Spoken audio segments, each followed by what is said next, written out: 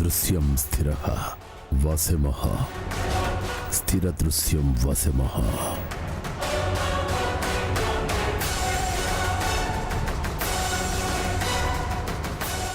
స్వర్ణ, తను ఇప్పుడు నీ ధ్యాసలో స్థిరపడింది.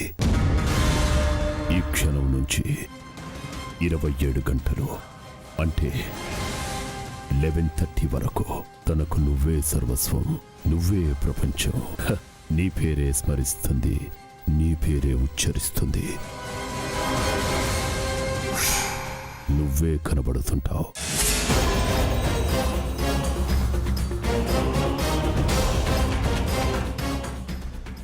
నాకేదో మగత కమ్యూనిటీ అయిందేమిటి? వ్యాధి నిర్ధారణ నివారణ కోసం నాడీ మండలం మీద ఒత్తిడి పెంచాను. మీరు మానసిక ప్రశాంతత పొందారు. నాకేమైనా ఆరోగ్య లోపం ఉందా?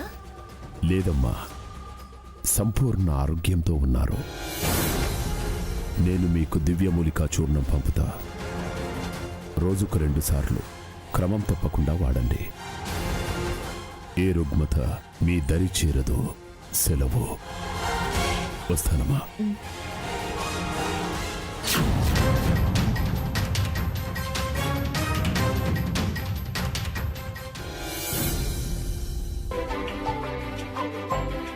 నమస్తే మేడం.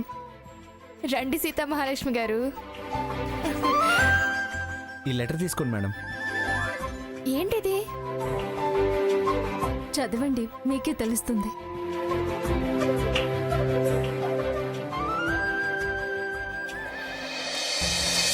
సీత, నాకు సిటీ పార్లర్ సప్లై ఏజెన్సీ, అది నా కోసం ఎక్స్ట్రా 2% మార్జిన్ పెంచి, నమ్మలేకపోతున్నాను సీత. నన్ను కష్టకాలంలో ఆదుకున్నారు కదా, విలువైన బాధ్యతలను అప్పగించారు కూడా. అందుకే నువ్వు నా నమ్మకాన్ని నిలబెట్టి న్యాయం చేసావు.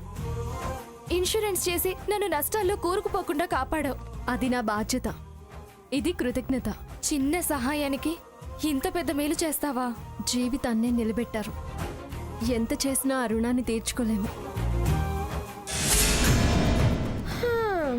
కూడిన కొద్దీ కొండలు అమ్ముకోబుద్దయిందని మా అమ్మ అంటూ ఉండేది. అలాగే కనకపు సింహాసనం మీద సునకాన్ని కూర్చోపెట్టినా వెనుకటి గుణమేల మారు అని మా నాన్న పద్యం చెప్పేవాడు. స్వర్ణ, అతిగా మాట్లాడినా, అతి తెలివి చూపించినా వచ్చిన మాదిరిగా వెనక్కి తిరిగి వెళ్ళవు. ఏ కొడతావా? కాస్త తగ్గుండు. ఊరికే పెళ్ళం హ్యాండ్ బ్యాగ్ మోస్తూ తిరిగే నువ్వు నన్ను బెదిరిస్తున్నావా? పళ్ళు రాల్తాయే. ఏది రాలగొట్టు చూస్తా. చేంటే నా భర్తనే అనేంతటి దానివయ్యావా? తగ్గున్న కొద్దీ ఎక్కువ చేస్తున్నావు. నేనేం పాత సీతని కాను. అబ్బో, కాంచన సీతవయ్యావా? వస్తున్నది చాలక ఆశకు పార్ట్ టైం చేద్దామని పార్లర్కొచ్చి పెద్ద ఫోజు కొడుతున్నావే ఫోజు. అందుకే అన్నారు, చెడి బతికినాళ్ల చేష్టలు చూడు, బతికి చెడ్డ వాళ్ళని చుట్టంలా చూడు అని. కక్కుర్తికి పార్లర్కొచ్చింది కాక నన్నంటావే? మంగా ఫార్మా చైర్మన్ కాబోయేదాన్ని. కాస్త టంగ్ కంట్రోల్ చేసుకో. నేను మంగమ్మని కాను, ఏదో పోనీలే అని మిమ్మల్ని వదిలేయటానికి. 2 చీప్ ప్రొడక్ట్స్ కి కాస్త మార్కెట్ వచ్చేసరికి అతిగా ప్రవర్తించకండి. అసలు తను ఎందుకు వచ్చిందో నీకు తెలుసా? Give respect and take respect. మీరు అనటం నేర్చుకో. That to would be chairman of Manga pharmaceuticals. Pithapuram Swarnalathadevi. నేను సెట్ అయితే కానీ వీళ్ళ పొజిషన్ సెట్ చేయలేను. నువ్వు చాలా ఎక్కువగా ఊహించుకుంటున్నావు. వదిలేయండి మేడం. ఎక్కడ బతికే వాళ్ళు అక్కడే బతకాలి అంటారు.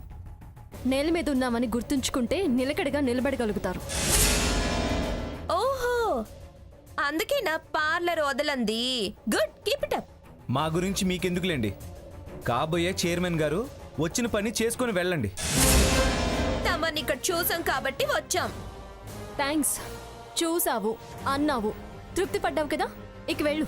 పని కాకుండా ఎందుకు వెళ్తాను? అసలు నీకేం కావాలి? పెడిక్యూర్. అది అందంగా నా దర్జా టీవీ అరికలలో కూడా కనపడేలా ఉండాలి. ఎలుక తోలు తెచ్చి ఎన్నాళ్ళు ఉతికినా అనే పద్యం మీ నాన్నగారు చెప్పలేదా? అల్పుడెప్పుడు పలుకు ఆడంబరంగా అని మా అమ్మ చెప్పేది.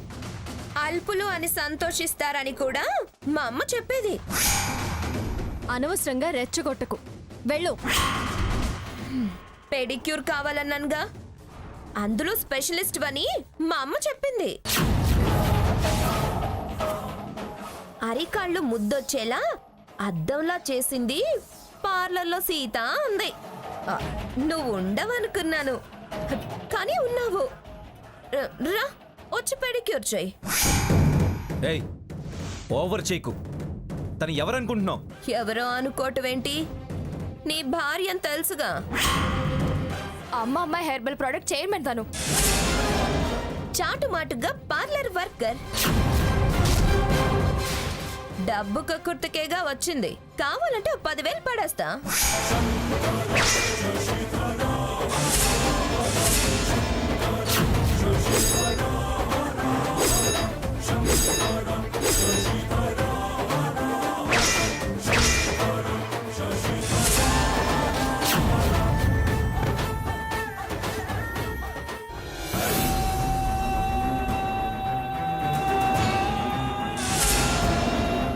చూడు, అది అది కక్కుర్తంటే. దీన్ని కక్కుర్తి అనరు, భక్తి, గౌరవం, లక్ష్య పెట్టడం అంటారు. ఇలా అహంకారం మీరి లక్ష్మిని విసిరితే సిరి నిలవడం కష్టం. నీ ఇంటి పేరే నేను మోస్తున్నదాన్ని. ఆ ఇంటి సిరి తరలిపోవద్దని కోరుకునేదాన్ని. పిఠాపురం వారి క్షేమం కోరుకునేదాన్ని. దరిద్రం ఆ ఇంటి దరిదాపుల్లో కూడా రాకూడదు అని ప్రార్థించేదాన్ని. అందుకే దీన్ని కళ్ళకు అద్దుకుంటున్నాను. సుత్తాపి వచ్చి పెడిక్యూర్ చెయ్యి. పద. సీత, దీనికి పొగరు ఎక్కువయింది. డబ్బుని తక్కువ చేసి నేను చూడను రఘు. దీని నిర్లక్ష్యపు పోకడకు దీనికి తెలిసొచ్చే రోజు రాకపోదు. ఇది నన్ను వర్కర్ను అనుకుంటుంది, నేను దీన్ని చెల్లెలు అనుకుంటున్నాను. దాని కోరికలు తీరుతాయేమో, ఊహలు నిజమవుతాయేమో. పాపం. పదండి స్వర్ణలతాదేవి గారు, రండి.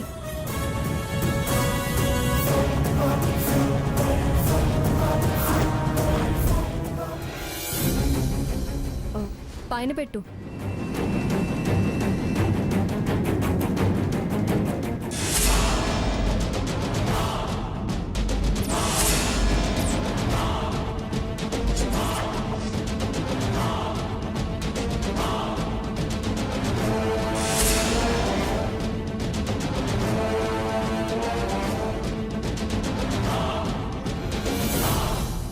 ఏంటి నవ్వుతున్నావు?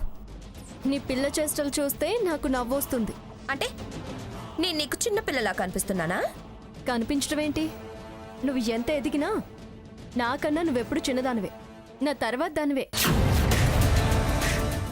నువ్వు అక్కడ నేను ఇక్కడ కూర్చున్నంత మాత్రాన నువ్వేం పెద్దదానివి అయిపోవుగా. ఆహా, అలా చెప్పుకొని నువ్వు చేసిన పనిని సమర్థించుకుంటున్నావా? నాకు నీ చిన్నతనంలో లాలపోసిన రోజులు గుర్తుకొస్తున్నాయి. అప్పుడు కూడా ఇలాగే చిలిపిగా చిన్నపిల్లవి కదా, కాళ్ళు ఆడిస్తూ ఉండేదానివి. అప్పటి నుంచి తమరు నా సేవకురాలే అన్నమాట. దాన్ని సేవ అనరు, ప్రేమ అంటారు. ఇప్పుడు ఆ ప్రేమతోనే నిన్నెందుకు చిన్నబుచ్చాలా అని ఇలా చేస్తున్నాను. గొప్పగా సెలవిచ్చావులే గాని సిగ్గొదిలేసి డబ్బాసకి చేస్తూ ఇలా చెప్పుకొని తృప్తి పడుతున్నావా? పడు. నేను మాత్రం పన్నమ్మాయిలాగే చూస్తున్నా. నీ దృష్టి లోపాలకి, విపరీత ఆలోచనలకి నేనేం చేస్తాను? అనుభవించాక తెలుస్తుంది ఎవరు ఏంటో అనేది. హో, బయలుదేరిందండి ఆ అనుభవజ్ఞురాలు. నువ్వెంత సన్నాయి నొక్కుళ్ళు నొక్కినా నేనేం మెత్తబడ్ను. నీకు సన్నాయి నొక్కులు నొక్కాల్సిన అవసరం లేదు. లేకపోతే నా చిన్నతనం చిలిపి చేష్టలు అంటావేంటి? నీలాగే పరీక్షిద్దాం అనుకున్న త్రిమూర్తులని పసిపిల్లల్ని చేసి ఆడించింది ఆ అనసూయ. తమరు అంత శక్తివంతురాలా? నీకన్నా తెలివైన దాన్నే. అసలు విషయమే మర్చిపోయాను, ఇప్పుడు గుర్తొచ్చింది. అచ్చం చిన్నప్పటి బుల్లి బుల్లి పాదాలే నాకు గుర్తొస్తున్నాయి. ఎంత ముద్దొస్తున్నాయో చూసుకొని మురుస్తూ తప్పటడుగులు వేస్తున్నాడు.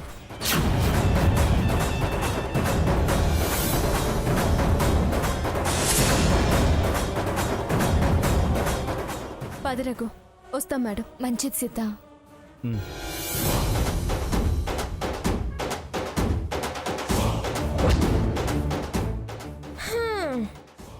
కాళ్ళు పట్టించినా దీనికి సిగ్గులేదు. కళ్ళు తెరవకపోతే ముందు ముందు నువ్వే సిగ్గుపడాల్సి వస్తుంది. ఏయ్ ఏయ్ దించు చెయ్యి.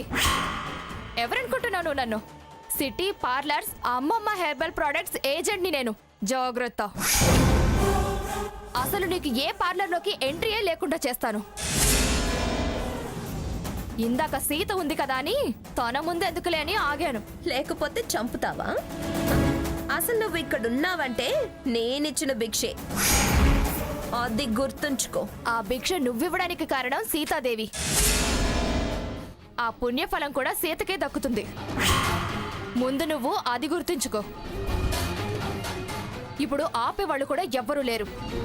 ఇంకొకసారి ఇటువైపు తొంగి చూసే ప్రయత్నం చేశావో మర్యాద దక్కదు. పో ఇక్కడి నుంచి. చెప్తా, మరి కాసేపట్లో నేను చైర్మన్ అవుతా, అప్పుడు చెప్తాను. ఇంత అహంకారం ఉన్న వాళ్ళకి అంత పెద్ద స్థాయి ఈ జన్మలో దక్కదు.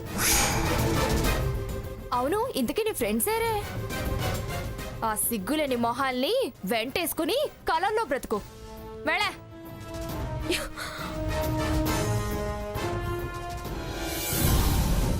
ఎవరికి సీత ఫోన్? అత్తయ్య గారికి రాగు.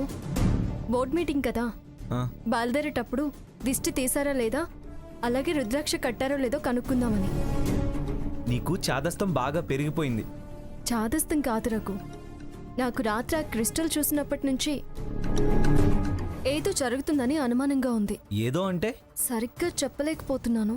ఎందుకో నాకు పూర్తిగా స్పష్టత రావడం లేదు. అమ్మమ్మ గారు సడన్ గా అలా, నాకు చాలా అనుమానాలు కలుగుతున్నాయి రఘు. ఈరోజు ఈ మీటింగ్ అరేంజ్ చేస్తుంది అంటే తను మానసికంగా ఎంతగా నలిగిపోయి ఉంటుందోనని నా బాధ. అందుకే నాకు చేతనైన జాగ్రత్తలు నేను తీసుకుంటున్నాను.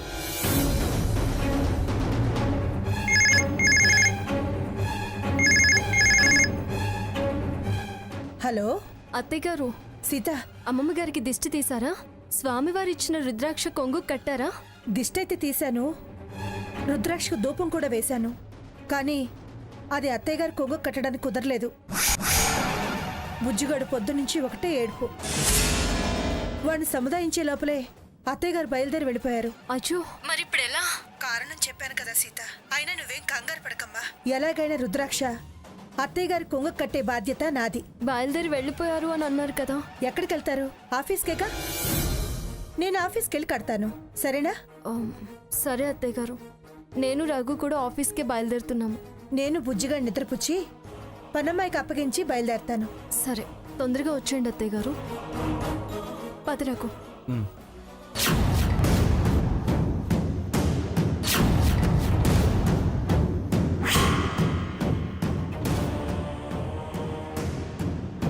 కూర్చోండి.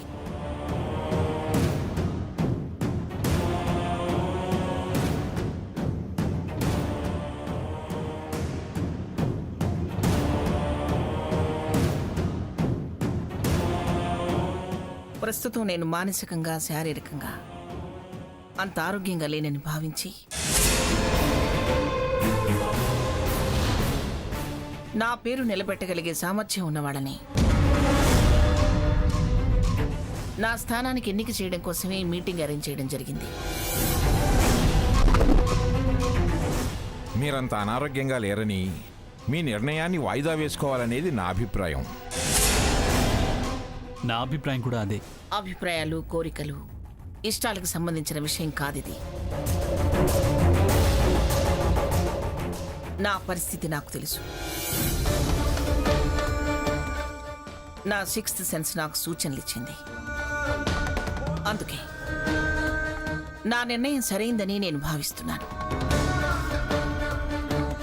మీరు డైరెక్టర్స్ అయినా నా కుటుంబ సభ్యులు. మీకున్న ప్రేమ అభిమానాలు మీతో అలా అనిపించవచ్చు, కానీ ఇది బిజినెస్ వ్యవహారం. డైరెక్టర్స్ అందరి అభిప్రాయాల ప్రకారం నడుచుకోవాలి. చైర్మన్ గారు తన ఆసక్తిత తనే వ్యక్తం చేస్తున్నప్పుడు నిర్ణయం సరైందేనని నేను భావిస్తున్నాను. థ్యాంక్స్ భాగీరథి. చూడండి, జీవితంలో గెలిచిన వారికైనా ఓడిన వారికైనా రోజుకి 24 గంటలే. దరిద్రులుగా పుట్టడం తప్పు కాదు, కానీ దరిద్రులుగా చావడం మన తప్పే అని బిల్గేట్స్ అన్నట్టు శ్రమించకుండా ఫలితాలు దక్కవు. నేను ఎలా ఈ సంస్థను అభివృద్ధి చేశానో మీ అందరికీ తెలుసు. విరామం మర్చిపోయి నిరంతరం శ్రమించాను. అందుకే నా స్వప్నం సాకారమైంది. ఇవాళ మన సంస్థని అందరూ తలెత్తి చూసే స్థాయికి తీసుకొచ్చాను.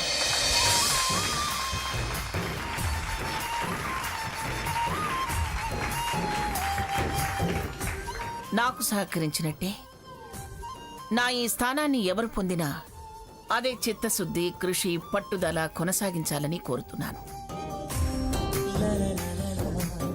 అందుకే నా స్థానానికి నేను ఒక వ్యక్తిని ప్రపోజ్ చేస్తున్నాను.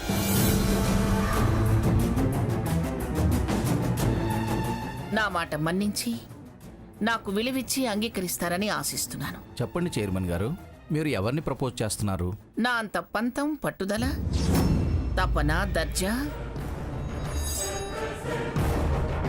కాలంతో పరిగెత్తగల స్పీడు, సమాజంతో కలిసిపోయే చొరవ ఉన్న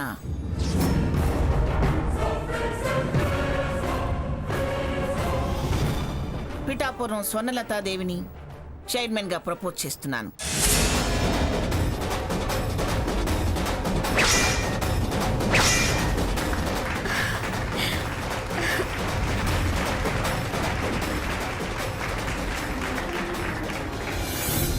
స్వర్ణ, పదండి అమ్మమ్మ గారు, పదండి.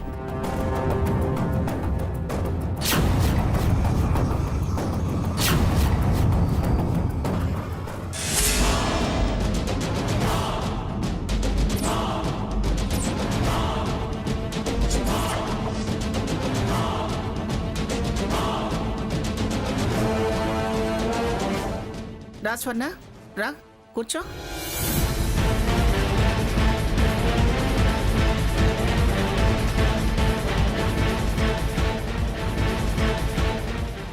మంగా,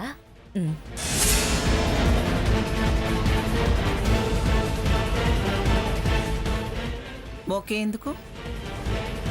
పదవీ విరమణకు శుభాకాంక్షలు మంగా. ఎప్పుడెప్పుడా అని బాగా ఎదురు చూస్తున్నట్టున్నావు. డిక్లేర్ చేసింది తమరేగా. నీకు మాత్రం ఈ సీటు దక్కదు. దాని మీద మోజు నాకు లేదు, అంత కోరిక లేదు. అయినా అది మీ చేతుల్లో లేదుగా, డైరెక్టర్స్ నిర్ణయం కదా. తమరు ఎవరిని ప్రపోజ్ చేస్తారో వాళ్ళు ఎవరిని అంగీకరిస్తారు.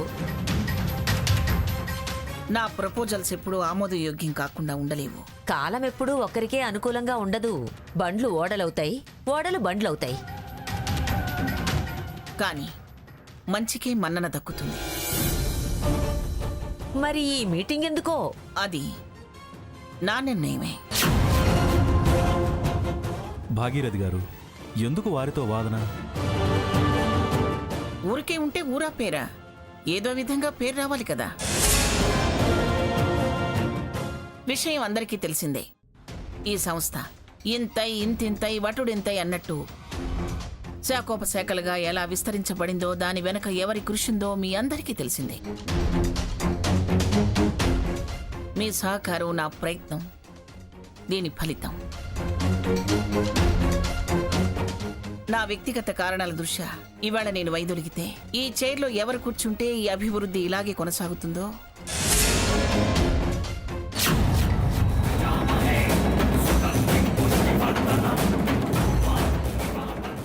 గ్రాఫ్ ఇలాగే మెయింటైన్ అవుతుందో బాగా ఆలోచించాను. మన సంస్థ పూర్వాపరాలు వివరించి సమర్థవంతమైన వ్యక్తి పేరు ప్రపోజ్ చేస్తాను.